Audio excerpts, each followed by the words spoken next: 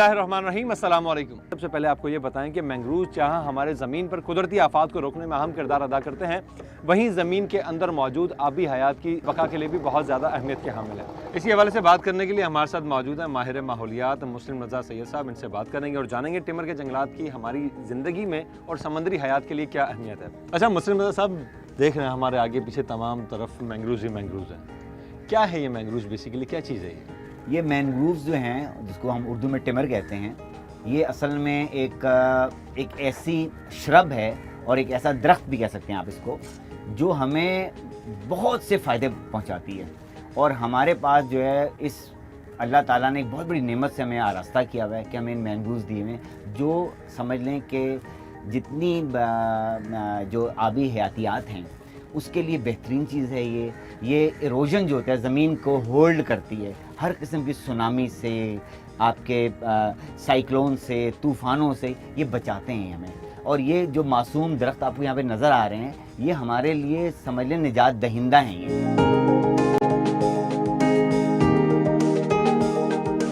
बात यह है कि जितनी भी हमारी आबी हयातियात हैं वो यहीं इन्हीं की जड़ों पे आकर जो है वो अपने अंडे देती हैं। जितने हमारे नेचर हैबिटेट के जो हमारे आप समझ लें कि परिंदे थे जो कि माइग्रेटरी बर्ड्स होते हैं, वो आते हैं, उनको भी यहाँ पे खुराक मिलती है। एक फूड चेन है, स्टे करते हैं वो स्टे करते हैं वो। जो उनका सीज़न होता है अक्टूबर से लेकर आप फरवरी तक, आप देखें मैंने खुद यहाँ पर इन्हीं इलाकों में जो है पेलिकन्स भी देखे हैं, फ्लेमिंगोज भी देखे हैं मैंने यहाँ पर, मैंने स्टॉक्स भी देखे हैं यहाँ पर, मैंने कूट्स भी देखे हैं। ये तमाम मैं उनमें उर्दू में बता दूँ, इसमें सारस देखा है, कूंज देखी है मैंने, बगला देखा है यहाँ पर।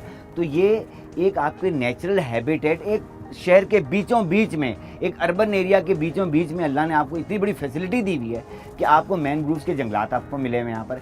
इन जंगलात का इतना फ़ायदा है, लेकिन अनफॉर्चुनेटली कुछ अरसे से ख़ास तौर पे हमारे अर्बन एरियाज़, कराची की जो मैं बात कर रहा हूँ, वहाँ पर इन जंगलात को प्रिजर्व नहीं किया जा रहा, इनको बड़ी बेदर्दी से काटा जा रहा है। और इसकी मैं आपको बता दूं कि जो लैंड रिक्लेम कर रहे हैं यहाँ पर, उसमें भी हमने पूरे, अगर आप जाएं तो जो चाइना क्रीक, जिसको आप बोर्ड बेसिन का जो एरिया है, उसमें भी आप देखें तो एक पट्टी थी जो वहाँ पे मैंग्रोव्स की थी, जो ख़त्म हो चुकी है और मुकम्मल तौर पर तकरीबन सब बची खची रह चुकी है वहाँ पर।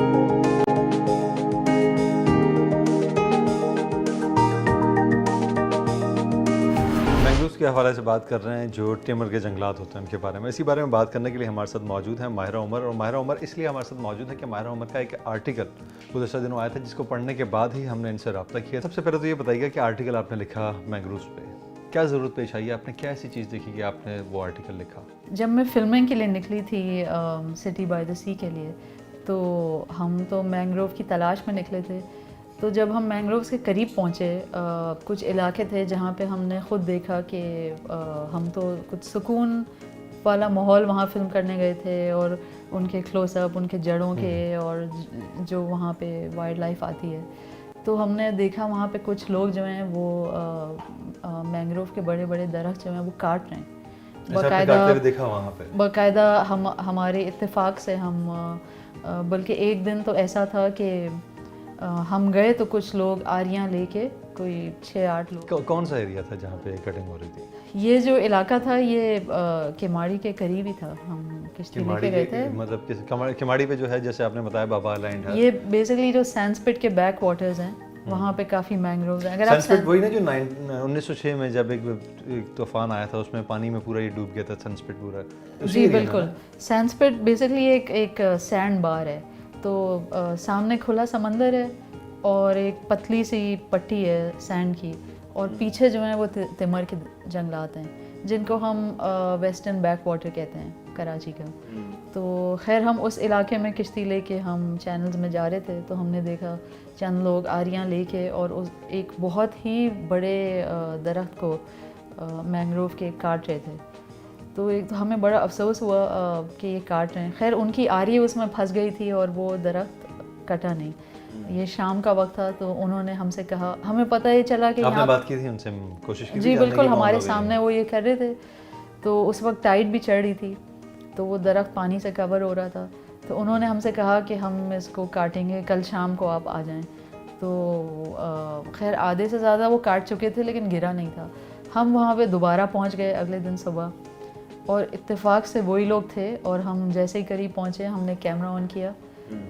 2 कैमरे थे हमारे पास और हमने उन पे फोकस किया। वो काट रहे थे, उस वक्त लो टाइड थी तो वो लोग कीचड़ में सब बैठे हुए थे और वो दरख्त कैमरे पे जो है वो गिर गया। हमें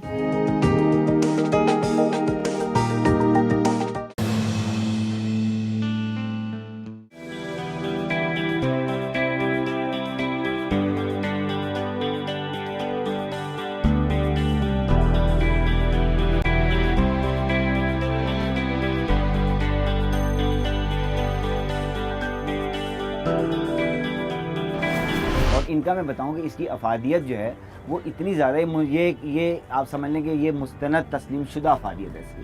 कि सबसे बड़ी बात है कि हम एक ऐसे इन तूफ़ान के दहाने में बैठे हुए हैं कि आपको शायद याद होगा कि 1906 में एक इसी तरीक़ा का तूफ़ान कराची में आया। पढ़ा हमने, मुझे तो याद हाँ, नहीं क्योंकि और मैं तो उसमें था नहीं नेचर हमने पढ़ा उसको। और उसमें क्या हुआ था कि जो ये मनोड़ा हो गया इसका और सेंसपिट हो गया, यहाँ पे पानी के इतने के जो रेले थे वो शहर में दाखिल हो गए थे और वो एक ऐसी क्लेमिटी थी कि आज उस वक्त इतनी पॉपुलेशन भी नहीं थी। आज हमारी पॉपुलेशन जो है वो आप देख लीजिए कि वो 20 करोड़ से ऊपर हो चुकी है, ठीक है ना। और कराची शहर की पॉपुलेशन भी तकरीबन 2.5 करोड़ के करीब है। तो अगर अब इस तरह का कोई हमें डिज़ास्टर फेस करना पड़ गया तो हमारे पास उसके लिए कोई कंटीजेंसी प्लान नहीं है। क्योंकि अब तो सनसेपुर मनोड़ा पे ठीक ठाक आबादी है इन एरियाज में। भैया आप ये देखें ना कि आप ये देखें जो अब कराची शहर जो है हाई राइज बिल्डिंग का एक जुमा बाजार है।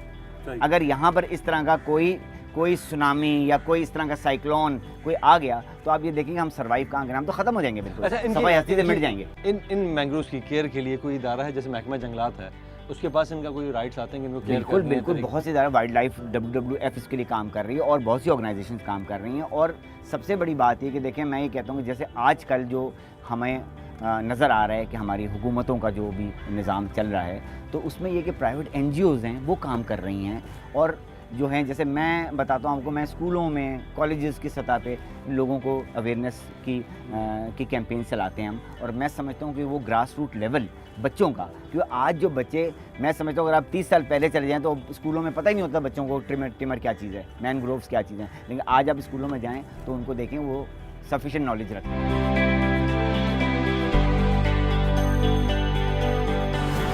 मैं देख रहा हूँ काफ़ी देर से हमने यहाँ पे बोट रोकी भी है और मैं ये कुछ एरिया मुझे ऐसा नज़र आ रहा है जैसे खुशकी है यहाँ पे। हाँ, तो ये पॉसिबल है कि हम यहाँ उतर के देख सकते हैं? हाँ, क्यों नहीं उतर सकते। और बिलाल तुमने सुना है ना, मोहब्बत को समझना है तो वाइज खुद मोहब्बत कर, किनारे से कभी अंदाजा तूफान नहीं होता। चलो क्या बात है, क्या बात है, मतलब डरने की बात नहीं है। चलें इस पे।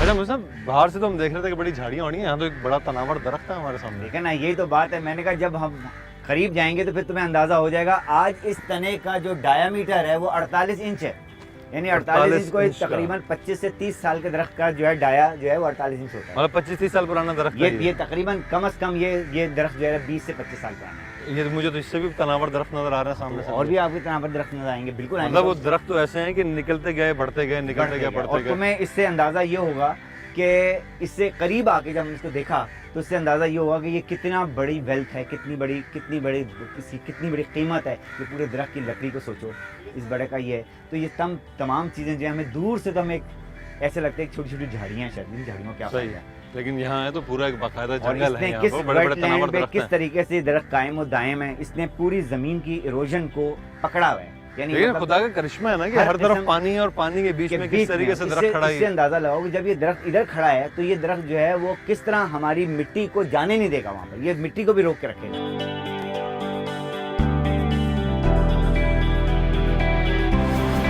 शुरू कर दिया, मैं हमारे पहुंचते हैं यहाँ पे एक नए जारी वो समझ लेंगे हम फिर काटने के लिए आ गए हैं। अच्छा लेकिन कोई ये नहीं पता है हम मोहब्बत करने वालों में से कि हमारे शहर में जो साइक्लोन आते हैं, जो तूफान आते हैं या फिर और कुदरती आफात आती है, उनको रोकने में बड़ा अहम किरदार अदा करते हैं। बहुत ज़्यादा, क्योंकि देखो ना इसकी मैंने तो बताया ना हैंगिंग रूट्स होती हैं इसकी, यानी मतलब जो है इसकी जो जड़ें हैं ये पकड़ लेती हैं जाकर, और पकड़ के जो जितनी हमारी जो मिट्टी है ना इसको होल्ड करती हैं।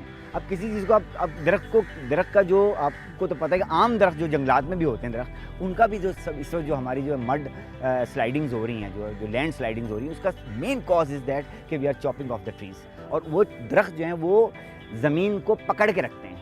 मतलब ये आज हम सुनने वाले और देखने वाले को समझ जाएं कि ये हमारी ज़मीन को पकड़ के रखते हैं और ये वो कोस्टल एरिया की ज़मीन है कि अगर इसको इन्होंने खुला छोड़ दिया तो एक भी पानी का रेला जो है उस शहर को बहा के ले जाएगा। अच्छा, ये तो दरख्तों का आपने बता दी, ये क्या चीज़ है नीचे हमारे जो देखिए ये जो है आप इसमें ये एकदम से मैंने उठाया तो उसके बीच में कुछ निकला। ये बिलाल कुदरत का जो है ये कुदरत का एक साइकिल है कि दरख्तों में ऊपर से बीज भी गिरते हैं, फिर दोबारा उनमें से सैपलिंग्स निकलना शुरू हो जाती हैं और इस तरीके से हम इन सैपलिंग्स को ले आके आगे भी लगा सकते हैं। इनके बीज हमें हासिल कर लेते हैं, बीजों से हम इनकी सैपलिंग तैयार कर लेते हैं। लेकिन कहने का मकसद ये कि अगर हम इनको डिस्ट्रॉय ना करें, इनको ज़िंदा रहने दें, इनको छेड़ें नहीं, तो तब ये बढ़ेंगे ना। इधर तो मसला ये कि इधर भी आप सामने देखें कहाँ पे आपको टूटे फूटे गिरे हुए नज़र आ रहे हैं, ये यहाँ से रिमूव हो जाएंगे, ये बड़े आराम से यहाँ से निकल जाएंगे। ये जो आप देख रहे हैं इधर गिरे हुए, उधर गिरे हुए, उधर गिरे हुए, उधर गिरे। इसको आज अंदर आने का हमारा मकसद यही है कि हम आके मौजे बला उनको भी ज़रा 2-4 थपेड़े हल्के से। कुछ लोग अभी तक साहिल से तूफ़ान का नज़ारा करते हैं, तो हम तो अंदर आए हुए हैं ना, हम अंदर आके ग्राउंड रियलिटीज़ को अपनी आंखों से देख रहे हैं। अच्छा, काफी शायराना ज़ौक़ भी रखते हैं और यहाँ के तो आपको कुछ ज़्यादा ही शायराना मूड हो गया। नहीं, वो तो यहाँ से निकलना चाहिए। बिल्कुल निकलें। कपड़े जो है हमारे वजह से काफी ज़्यादा परेशान। मैं देख रहा हूँ जितने भी आप बता रहे हैं ये गिरे हैं पौधे यहाँ पे, इनके साथ जो नीचे ये फॉर्म सा बना हुआ है, हाँ, ये देख कैसा लग रहा है, जड़ें हैं जिन्होंने पकड़ा हुआ है। मतलब ये देखें ना, हम चल रहे हैं यहाँ पे, इससे अंदाज़ा लगाएं कि हम पानी के बीचों बीच में आराम से चल रहे हैं। कैसा लगा बिलाल तुम्हें? खुद जाके ग्राउंड रियलिटी देखी, खुद अंदर जंगल के अंदर चले गए और जाके आउट क्लास के जिंदगी में फर्स्ट टाइम ही गया हूँ ऐसी जगह पे। अच्छा। तो एक पहला एक्सपीरियंस और बहुत जबरदस्त एक्सपीरियंस। ये मुझे फील हो रहा था कि मैं समंदर पे खड़ा हूँ, ऐसा फील हो रहा था समंदर के ऊपर खड़ा हूँ। में अंदाजा भी हो गया होगा कि तुम जब महसूस कर रहे कि तुम समुद्र में खड़े हो तो ये बेचारे मासूम दरख्त इन्होंने हमारी ज़मीन को कैसे रोका।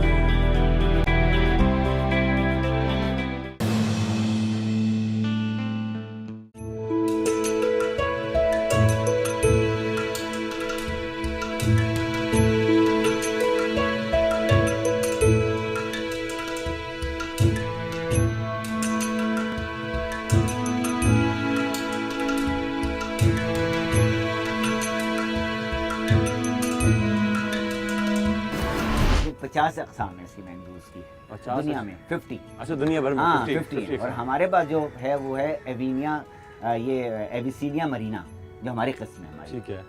और ये जो है इसी के नाम पे आपने देखा मरीना क्लब और ये वो, क्योंकि हमारी अच्छा इन्हीं के नाम पर है। हाँ, ये हमारी तो स्पीसी है ना ये। और वैसे दुनिया में 50 इसकी किस्में मौत पाई जाती हैं। और जो है हमारे पास जो है अब और सबसे बड़ा इसका जो फॉरेस्ट है वो फ्लोरिडा में है और हमारे पास छठा बड़ा ज़ख़ीरा जंगल जो है फॉरेस्ट का पाकिस्तान में है, मैंग्रोव्स का। हाँ, छठा बड़ा। अच्छा, आबी हयात को तो आपने बताया कि ये जो है आबी हयात उसके लिए बहुत ज़्यादा ज़रूरी है, अगर ये ना हो तो उनको नुकसान क्या क्या होता है? इसको नुकसान सबसे बड़ी मतलब आबी हयात के सबसे ज़्यादा मेन किस काम आता है? खुराक के काम आता है। आबी हयात जो है वो हमारी जो श्रिम्स हैं, हमारी जो मछलियाँ हैं, ये अंडे कहाँ जाके देंगी? ये अंडे इन्हीं की जड़ों पे आके देती हैं। ये मीन्स उनकी नर्सरी है। नर्सरी है ये। अगर हम उनकी नर्सरी उठा देंगे, हम उनकी हैबिटेट को तबाह बर्बाद कर देंगे तो कहाँ जाएंगी? मतलब वो ऐसे हो जाएगा, एक्सटिंक्ट हो जाएंगी ना फिर वो। मतलब जिस तरीके से आपको परिंदे नज़र नहीं आ रहे हैं, वो परिंदे क्यों नज़र नहीं आ रहे हैं आपको? इसलिए कि परिंदों की जो ग़िज़ा है वो आपने उड़ा दी। सही। अब आपने परिंदों को, अब एक परिंदा जिसको घर चाहिए, जिसमें अपने घर में जाके उसने रहना है, वो आप घर ही उड़ा देंगे उसके, तो कहाँ जाएगा वो तो फिर उस तलाश में निकल जाएगा, कहीं और निकल जाएगा। अब साइबेरिया से जितने बर्ड्स आते थे, वो बर्ड्स जो हैं वो जो माइग्रेटरी बर्ड्स कहलाते थे, वो जब देख रहे हैं कि हमारी आमाज गाहें हमारे लिए सेंचुरीज़ गवर्नमेंट ने बनाई थी, government has declared centuries for them, लेकिन थिंग इज़ दैट कि उस सेंचुरी पे गवर्नमेंट का अपना इस्तेहकाक इतना ख़त्म हो चुका है कि उन सेंचुरी में सब कुछ वो सारे इलीगल काम हो रहे होते हैं जो कि जिसके लिए वो सेंचुरी बनाई जाती है परिंदों को प्रोटेक्ट करने के लिए, वहाँ पे ब्रीड करें परिंदे।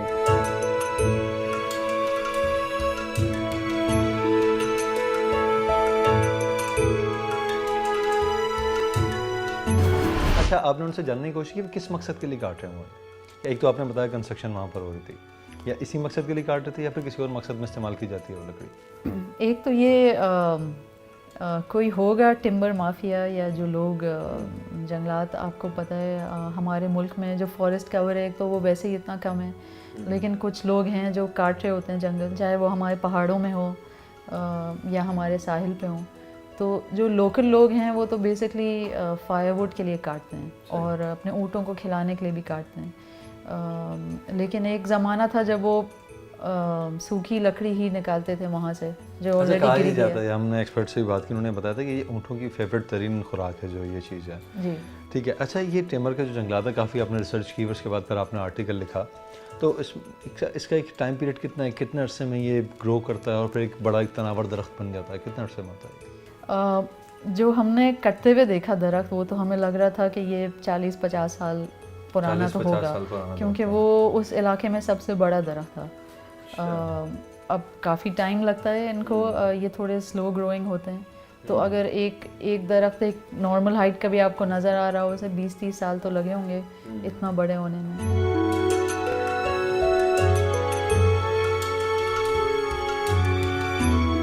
जैसे हमारे मुल्क में देखा गया, जैसे बता दें शहर में हमारे कराची में इतना बड़ा जंगल है इनका मैंग्रोव्स का, तो इसमें देखा जा रहा है कि जहाँ हमारी आबी हयात को नुकसान है, एक तरफ तो छोटे छोटे से जो जाल होते हैं छोटे वाले बोलो को, जो वो लगा के आबी हयात को ख़त्म कर दिया गया है। अच्छा, जैसे गुज़श्ता दिनों अखबार में भी देखा, अभी हाल ही में अखबार में भी आया कि बाबा आइलैंड है, बिल्कुल ठीक है, है, बोर्ड बेसन है, बिल्कुल है, भिट आइलैंड है, और कुरंगी में बाकायदा इस लकड़ी को काट के सी बोली लगाई जाती है, बेची जा रही है लकड़ी, क्योंकि मेरे ख्याल से अगर ये लकड़ी पानी के बीच में इतनी सलामत है तो कहीं पे भी लगाएंगे तो मेरे ख्याल से समुद्री इलाकों में बड़ा फ़ायदा देगी ये लकड़ी। इसमें तो मैं बिलाल बता दूं कि ये इसके 3 इसके मकासद होते हैं जो के लिए लकड़ी इस्तेमाल होती है। एक टिम्बर, एक फ्यूल, और दूसरा जो है वो हमें आप समझ लें कि इसको जो है वो जलाने के लिए काम आती है, ठीक है ना। और फॉडर भी है इसमें, जिसमें ये जो हमारे मवेशी हैं इसके पत्ते खाते हैं वो बहुत शौक से। अच्छा। हाँ, और इसमें बताऊं कि चूँकि अब इसकी कंजप्शन इस तरह की है, निज़ाम जो कुदरत का बड़ा मज़ेदार है कि ये जो इसके पत्ते हैं, ये इनमें जो है ये सलाइन वाटर में चूँकि ग्रो कर रहा होता है ये, तो ये पत्तों से इसकी जड़ें जो हैं हैंगिंग रूट्स होती हैं इसकी, ठीक है, ये देख रहे हो हैंगिंग रूट्स हैं सारी, और ये जो हैं ये इनके पत्तों से ये नीचे से अपनी ग़िज़ा लेते हैं, यानी सलाइन जो इसको सॉल्ट क्रिस्टल्स, और उनको जाकर स्टोर करते हैं अपने पत्तों में, और जब वो पत्ते सूख के गिरते हैं तो फिर वही मछलियों की खुराक बनते हैं जो नीचे से मछलियाँ आ रही होती हैं। तो इतना ज़बरदस्त फूड चेन चल रहा होता है कि हम जब इनको काटते हैं, मतलब ये एक साइक्लोन बना, साइक्लोन को रोक रहा है, लेकिन साइकिल बन रहा है, साइकिल, हाँ, साइकिल चल रही है, और उस साइकिल की वजह से जो हम जो पीछे पड़ गए हैं इसके, कि जैसा मैंने बताया कि फॉडर है, फ्यूल है, टिम्बर है, ये 3 बहुत बड़ी सोर्स है जो हम इससे हासिल करते हैं।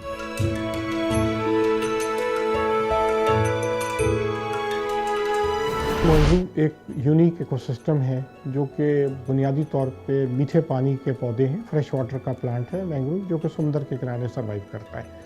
उसने कंपटीशन को अवॉइड करने के लिए समुद्र के हैबिटेट में अपनी जगह बना ली है, लिहाजा जहाँ पर कुछ फ्रेश वाटर किसी न किसी फॉर्म में अगर अवेलेबल है वहाँ मैंग्रोव आपको मिलेगा। और पाकिस्तान खुशकिस्मती से उन चंद मुल्कों में शामिल है जहाँ पे ख़ासी तादाद में मैंग्रोव मौजूद है, ख़ास तौर पे इंडस डेल्टा का जो माउथ का इलाका है वहाँ पर, सोनमियानी में दाम का जो इलाका है, और उसके अलावा कलमत खोर और जीवनी में नेचुरली मैंग्रोव मिलता है। पहले ऐसा था कि मैंग्रोव की 8 स्पीशीज़ मिला करती थी पाकिस्तान में, लेकिन रफ्ता रफ्ता शायद हालात और पानी के फ़्लो और कोई इन्वायरमेंटल चेंजेस की वजह से अब 3 स्पीशीज़ मिलती हैं, लेकिन इंडस के मेजर एरिया में नेचुरली सिर्फ एक ही स्पीशी मिलती है जिसे हम एविसिना मैरिना कहते हैं, लेकिन सोनमियानी वाहिद जगह है जहाँ नेचुरली ये तीनों स्पीशीज़ मिलती हैं। इसकी अहमियत को मेरे ख़्याल में डिस्क्राइब करना बहुत डिफ़िकल्ट काम है, क्योंकि ना सिर्फ ये कार्बन फिक्सेशन का काम करते हैं, ऑक्सीजन प्रोडक्शन का काम करते हैं, पोल्यूशन को किसी हद तक मिटिगेट में काम करते हैं। इस पे डिपेंडेंट फिशरीज़ मौजूद है, मछलियों के और झींगों के कुछ बच्चे अपने तहफ़्फ़ुज़ के लिए लाइफ हिस्ट्री का एक पार्ट इसके नीचे गुजारते हैं। इसके जो पत्ते हैं वो डेट्राइटस का मेजर सोर्स हैं, वो जो कोस्टल इकोसिस्टम के लिए बहुत ज़रूरी है। तो बेइंतहा फ़वाइद हैं, बेइंतहा इसके फ़ायदे हैं, लिहाजा इस सिस्टम को प्रोटेक्ट करना बहुत ज़रूरी है।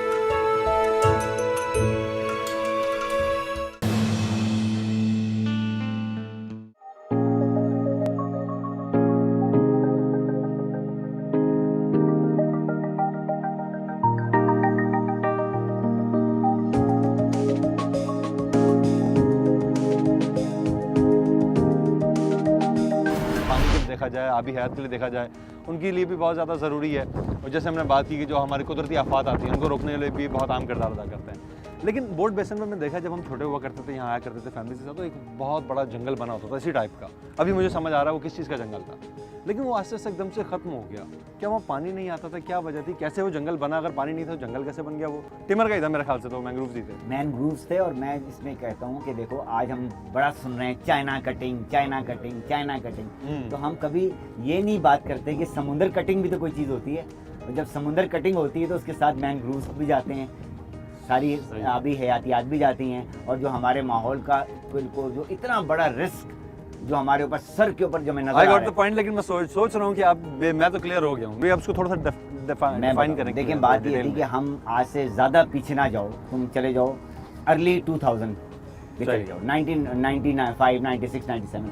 वहीं पर जब बोट बेसन से जब आप चलते थे तो आपको जो टिमर के भरपूर जंगलात नज़र आते थे। और मैंने खुद उन जंगलात में ज़बरदस्त किस्म की वाइल्ड लाइफ देखी है।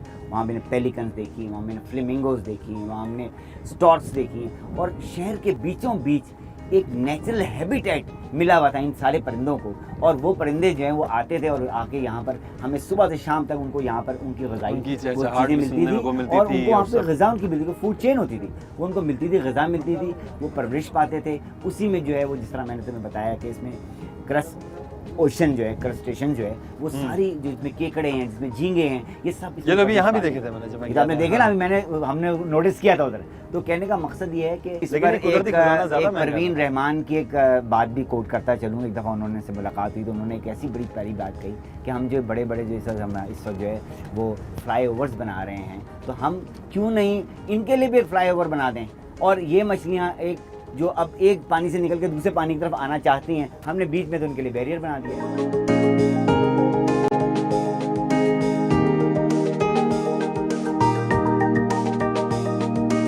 अगर आप कुरंगी जा रहे हो तो आपको नज़र आएंगे, डिपेंड करता है कौन सी सड़क लें, बट सीधे हाथ पे।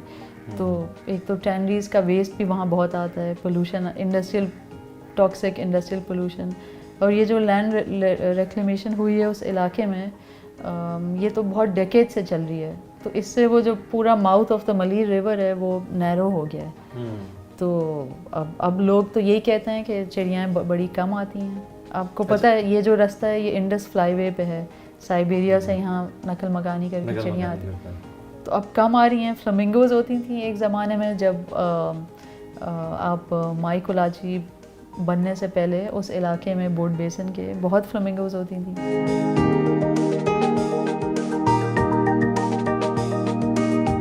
कोई भी इलाका, समुद्री साहिली इलाका ख़तरे से खाली नहीं है। साइक्लोन्स टकराते हैं, साइक्लोन तबाही ला सकते हैं।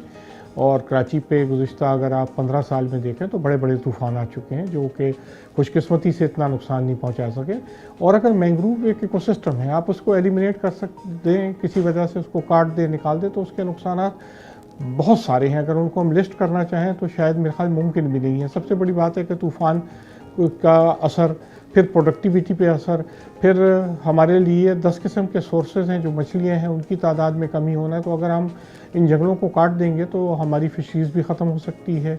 हमारे रहने सहने किसी भी एक माहौल में जब आप कोई बहुत बड़ी चेंजेस लाते हैं तो उसके इम्पैक्ट इतने होते हैं जिसमें से कुछ हमें अभी तक समझ में भी नहीं आया कि क्या क्या इम्पैक्ट हो सकते हैं।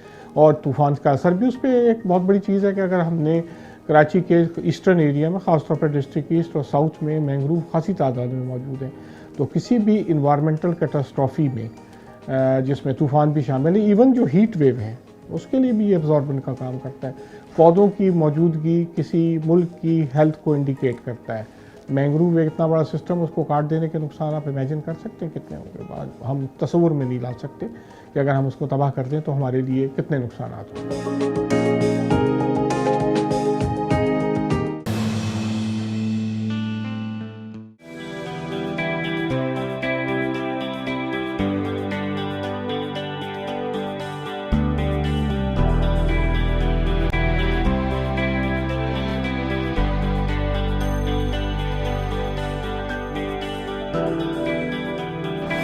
बात और आप बताऊं इसमें बिलाल कि देखो हमारा जो यहाँ पर यूथ है ना, हमारा जो इस ग्रास रूट लेवल के जो बच्चे हैं ना, उनको हमें अवेयरनेस देनी है, हमें उनके लिए टूर्स बनाने हैं, हमें उनको दिखाएं। आज तुम और मैं जैसे देखे हैं, इस तरह बच्चे देखेंगे तो यही मुस्तकिल के मेमार हैं। और याद रखो कि ये बच्चे जो हैं, हम तो फिर भी हो सकता है हिपोक्रेसी होती है हमारे अंदर, लेकिन बच्चों में नहीं होती। आज वो बच्चों को जो बात समझ में आ जाएगी ना, मैं यकीन से कह सकता हूँ, मेरा ये दावा है कि यही बच्चे जो है ना इस मुल्क को संभाल लेंगे। अच्छा, यहाँ पे पहले जो है मड हाउसेस जो होते थे, मड फ्लैट्स बने होते थे, ठीक है। मतलब तो ये टीले होते थे मट्टी के, और वो भी चूंकि ये एक नेचुरल हैबिटेट है। और उसमें एक और चीज़ बताऊँ मैं तुम्हें बिलाल, उसमें एक चीज़ होती है मड स्किपर। ये एक मछली है एक तरीके की, जो कि हीरा मछली जो होती है, जिसको हम अंग्रेज़ी में रेड स्नैपर कहते हैं, वो मछली जो है उसको बहुत शौक से खाती है उसको। अच्छा। और वो चूंकि उसको शौक से खाती है तो वो इन जगहों पर आ जाती थी, और अब जबकि उसको उसकी ग़िज़ाई नहीं मिलेगी तो कहाँ जाएगी।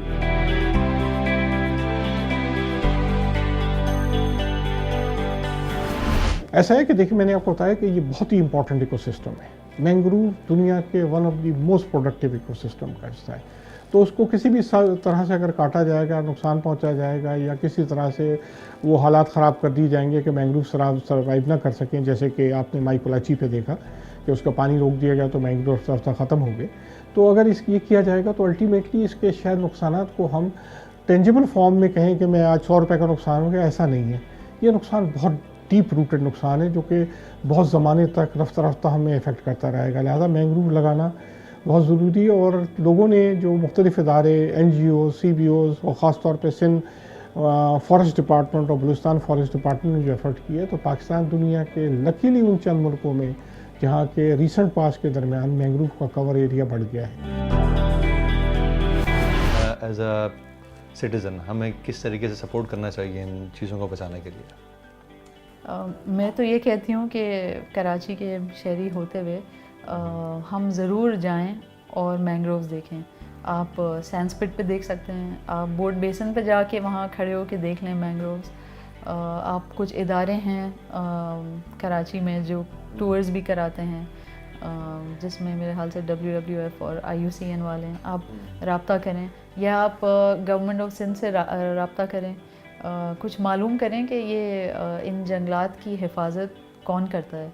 और कुछ टूर्स होने चाहिए जो लोग जाके देखें, और फिर ज़रूर अपनी आवाज़ उठाएं कि इनको बचाना चाहिए। कराची शहर में जो डेवलपमेंट हो रही है तो वो इस तरह की हो कि हम अपने जंगलात को ना ख़त्म करें।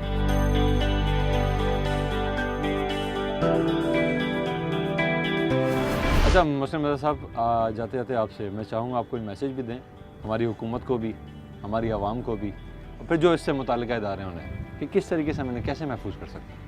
मेरे लिए हुकूमत को मैं ये मैसेज दे रहा हूँ कि वो जो सो रही है वो जाग जाए, और असल मैसेज जो मैं आवाम को देना चाहता हूँ वो ये है कि आप अपने हिस्से का काम करें। खुदारा ये ना सोचें कि कोई क्या कर रहा है या कोई क्या नहीं कर रहा, आप ये सोचें कि आपने क्या करना है। अगर आज भी हमारा हर यहाँ पे बसने वाला हर शहरी ये सोचे कि मुझे किसी भी बुराई को देखना है तो मुझे पहले उसको फिज़िकली रोकना है, उसके बाद हमने जाकर उसको वर्बली रोकना है। अगर वो भी नहीं होगा तो फिर उसको दिल से बुरा समझेंगे उसको।